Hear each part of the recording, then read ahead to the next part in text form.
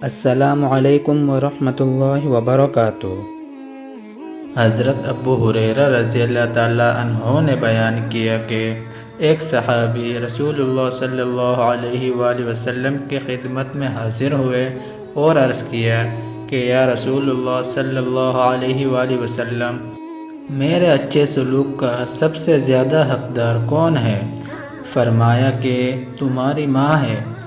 پوچھا اس کے بعد کون ہے؟ فرمایا کہ تمہاری ماں ہے۔ انہوں نے پھر پوچھا اس کے بعد کون؟ نبی کریم صلی اللہ علیہ وآلہ وسلم نے فرمایا کہ تمہاری ماں ہے۔ انہوں نے پوچھا اس کے بعد کون ہے؟ نبی کریم صلی اللہ علیہ وآلہ وسلم نے فرمایا کہ پھر تمہارا باپ ہے۔